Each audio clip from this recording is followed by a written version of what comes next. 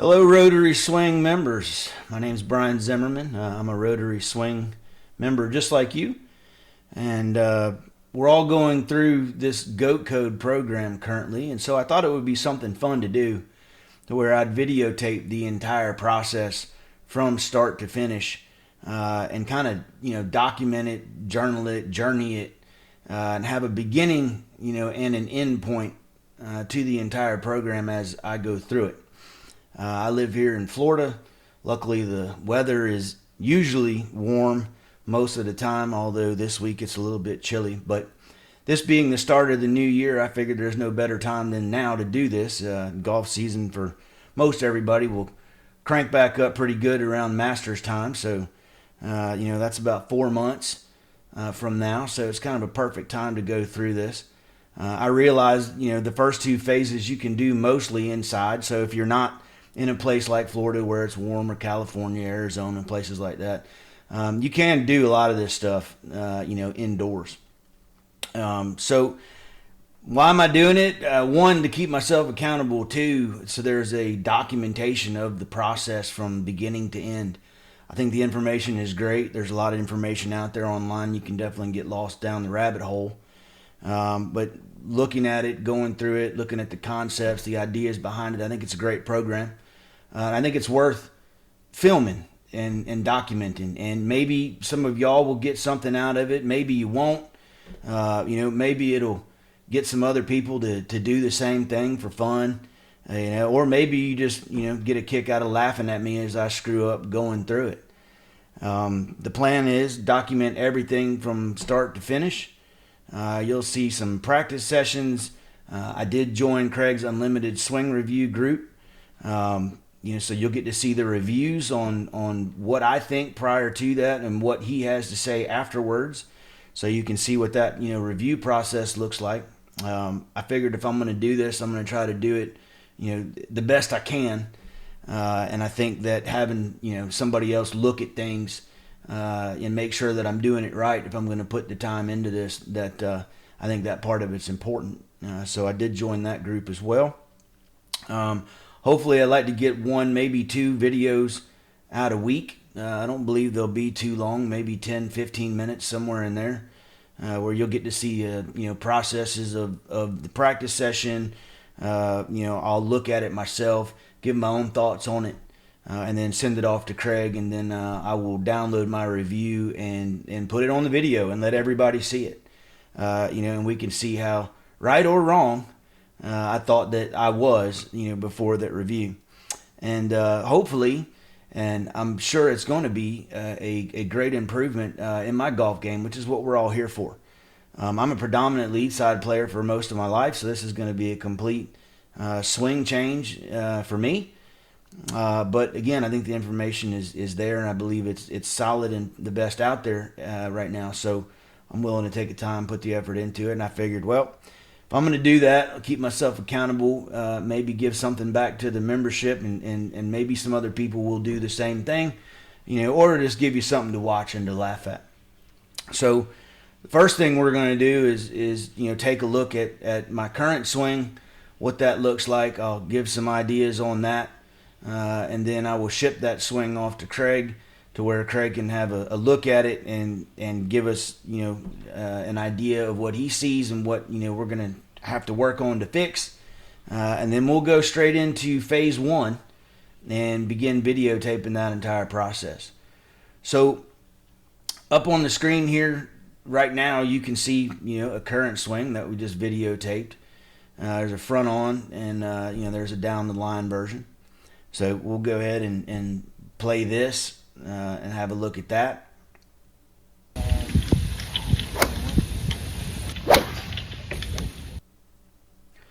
So as you can see, in my eyes, I don't think it's that bad. I can obviously see a few things that I would like to get fixed. That I would fix. Obviously, the head movement, down is one. That left knee kind of buckles down too far, which is causing my head to drop, but. Other than that, I think a lot of the positions are pretty good. Both of the strikes on the ball was good. But again, this is why we do this. This is why I'm doing it. And this is why I decided to join Craig's Unlimited group, because I want to know what I'm up against. And I know from golf experience for years, sometimes you think you're doing something right, and you're not. And so the only way to make sure is to let somebody else that knows what they're doing look at it. So, all right, I'm gonna turn that in, and I'll come back and do the review. Hello everyone, Rotary Swing Tour instructor Craig Morrow here. And today what I want to do is talk to you about Brian's before swing. Brian's about to undertake the GOAT code process starting from scratch, exactly how we have the plan laid out. And so today we're going to discuss where he's starting from, a little bit of cause and effect relationship, what changes we should expect to see, because some of you at home may be struggling with the same thing. And so hopefully me talking about a few of these points will kind of give you a little bit of light bulb moment. Oh, I'm kind of doing the same thing. I need to put some focus on getting that down, which would make my swing more efficient. So looking at the beginning swing, on the left-hand side of the screen, the first thing that popped right out at me was his lead arm position. You're going to see that his lead hand is a little bit weak and his lead elbow is a little bit internally rotated. Now, we all talk about the fundamentals in the golf swing, and the grip is of the utmost importance. If you do not want to be required to time your release, you must get the grip correct. The grip is going to be how you get the club squared up at impact correctly without you having to manually time it. And so the first thing that we're going to really talk about with Brian is we're going to have to get this lead arm position, lead grip corrected. It's a little bit weak. The lead elbow is a little bit internally rotated. And we'll see a little bit of this effect right off the ball, is that as he starts to move back, you can see that he's just pushing a lot with his lead arm. And even though when he gets to the takeaway right here, you'll see a lot of good width, a lot of good positions right here, it's all created by push. And so what he's doing is he's starting to load his arms. He's not loading his body. GOAT code requires you to swing with the core, and that core has to start right at the get-go. Right now, the arms are the star of the show. And so as he starts to move from this position, you're going to see that he's kind of pushing his lead arm back up towards the top. And looking at this, some players at home may be like, hey, Craig, that looks like a really good backswing position. He's got some width up there. Club face looks good. And I'm not going to fight you on that. I mean, if I just had a little snapshot, I'd be like, hey, this is a really good position. The problem is it's how he got there. You can see that there's too much tension up here in his shoulders. And he really didn't use his core to make the backswing. You see that the hips are a little bit dead right here.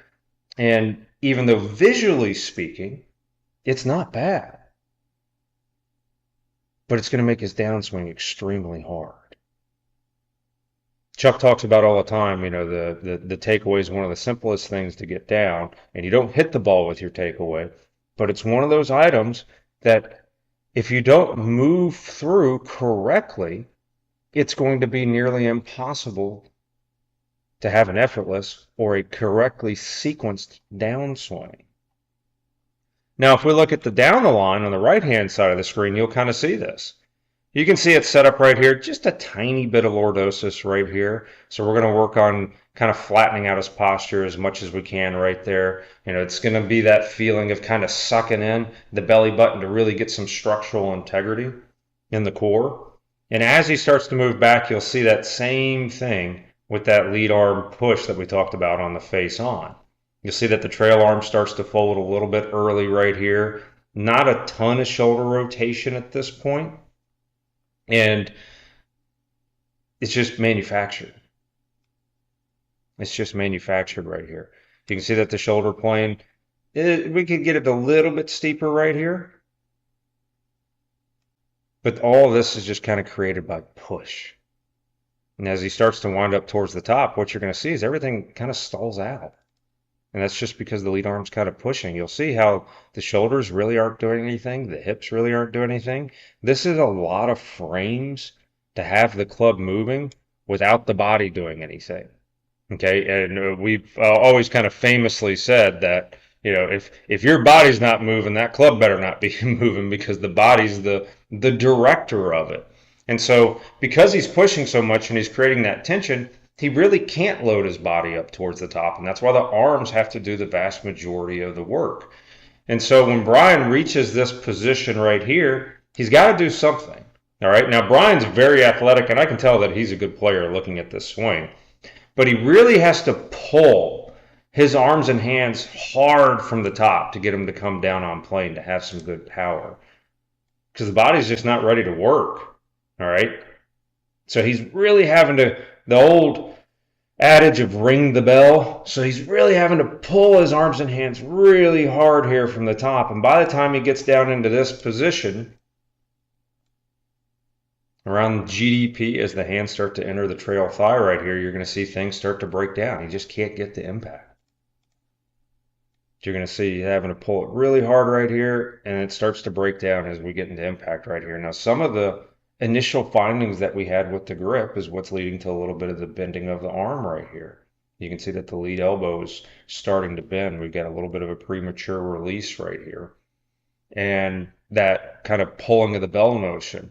Players talk about all the time, I get over the top, or I have a chicken wing. I don't know, it looks kind of good going back, but as I start to get into impact and into the release, everything breaks down and I just can't seem to get out of it. The simplest explanation I can give you, it's because you're overworking your arms. That's it. If you're overworking your arms, you're not going to see those aesthetics that you want at impact. You're not going to see those aesthetics that you want as you go into the follow through. It's because you have to create them. In the swing, when you're moving from the correct place at the correct time in the correct sequence, it's all byproducts. It will happen for you. You don't have to worry about getting into GDP. You don't have to worry about squaring up the club. All these things will happen if you are moving with your core and in the correct sequence. And so when you start to see your lead arm bend coming down and you get a little bit early into impact and you're working really hard, it's because you're using your arms. Not trying to be too simpleton on it, but that's the case. And so as he starts to work through here, it's not too bad. I mean, he gets the club face rotating through. I mean, I'm sure that, he hits the ball pretty darn well. There's a lot of good things in the swing. He's just working too hard, like the vast majority of us do in the swing. So hopefully a couple of these things that I'm talking about right here will, kind of hit close to home. Maybe some of these same positions you're struggling with. And that's why we're going to go on this journey right here. And we're going to start with getting that setup, getting the grip position, starting with the putting.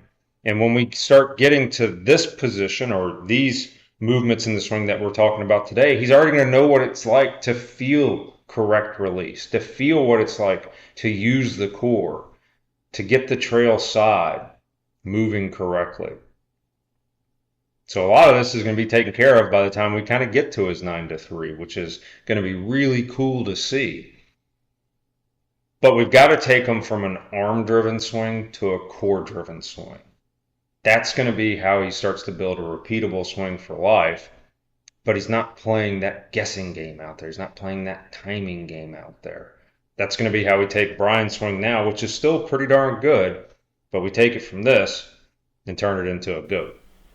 All right, so you just saw Craig's review, the rundown, the breakdown of all of that. Clearly, kind of some of the ideas that I had and some of the things that I thought weren't exactly what he thought. Clearly there's some changes, but we have a starting point, which is the main thing. So I'm pretty excited to see what it's going to look like when this is all said and done. And hopefully it'll be fun for everybody else. Like I said, we're all going through this thing, and sometimes it's fun to kind of keep each other accountable, so to speak. Number one, number two, to watch somebody else go through the same thing that you're going through, and bounce questions off of each other, and that kind of good stuff. So I'm gonna get right into phase one, and the next video will be the one-handed putting. And we'll go from there. Got me a Rotary Swing hat, which is, they got nice hats actually. I'm kind of weird about hats, but this is a nice hat. I snatched one out of the shop there. So, all right, well, I will see you in the next video, and talk to you then.